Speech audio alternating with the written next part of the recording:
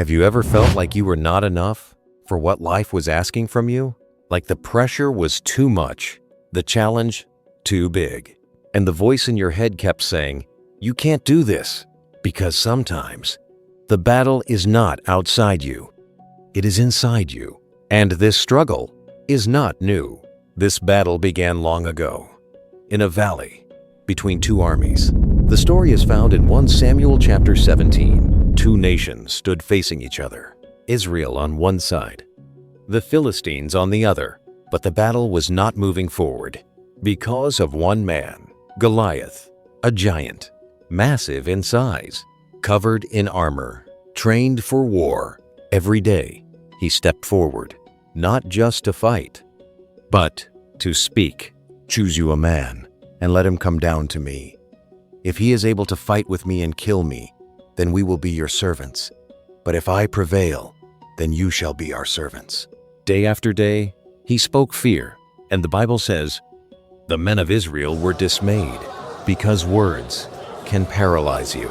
Then one day, a young shepherd arrived. David. He was not there to fight. He came to deliver food, but he heard something, the same words everyone else heard.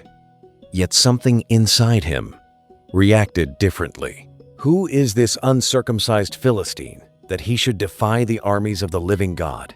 That question changed everything, because David did not see a giant. He saw a man speaking against God, but others saw danger. David saw disrespect. And how you see a situation determines how you respond.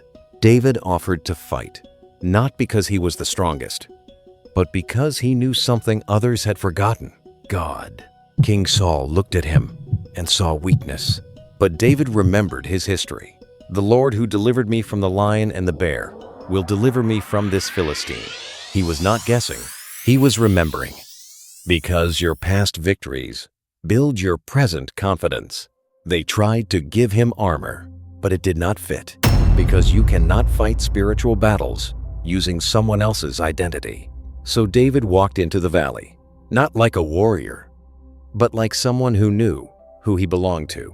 And then the moment came. Goliath saw him and laughed. "Am I a dog that you come to me with sticks?" Then he cursed David.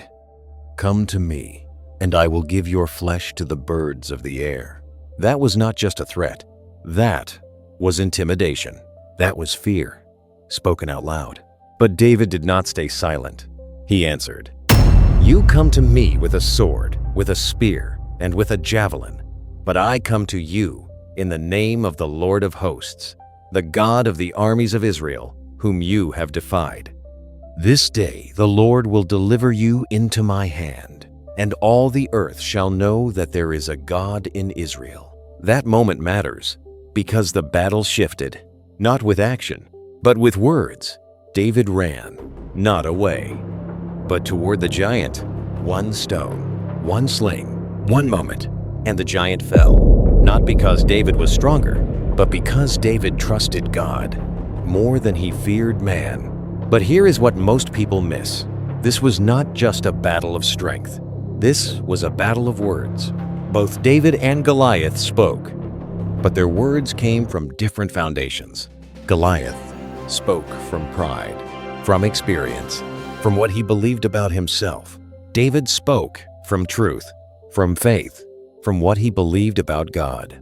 And that is the difference. Because it is written in Job chapter 22, verse 28, "You shall decree a thing, and it shall be established unto you." And in Proverbs chapter 18, verse 21, "Death and life are in the power of the tongue." That means your words are not empty. They carry direction. They carry power. They shape your reality. Now listen carefully.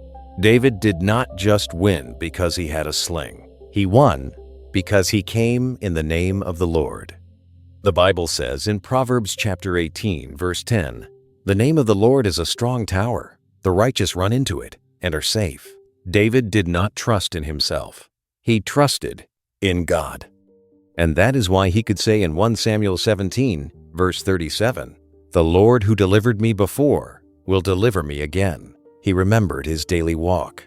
The lion The bear, the quiet battles no one saw. Those moments were not small. They were preparation, because God will use your private victories to give you public breakthroughs. But Goliath, he trusted in something else: his strength, his size, his experience. He believed in himself without trusting in the living God. And that became his downfall. So what does this mean for you? Because you may not be standing in a battlefield, but you are fighting something. Fear, doubt, pressure, voices telling you are not enough. And if you are not careful, you will start speaking the same words. You will start agreeing with fear. And that is where many people lose. Not in the battle, but in their mind. So what should you do? First, come in the name of the Lord, not in your strength alone, not in your ability, but in God. Second, trust in Him, even when you feel small, even when the situation looks bigger than you. Third, do not take your daily walk with God for granted, because those small moments, those quiet lessons, those unseen victories are preparing you for something greater. And here is the truth you must not ignore. The same battle David faced still exists today, not with giants, but with words. Because what you say will either build your faith or strengthen your fear. And if you are not careful, the wrong words will keep you stuck in battles you were meant to win. But if you align your words with God, victory is not just possible, it becomes inevitable. If this message spoke to you, take a moment to like this video, subscribe, and share it with someone who needs it.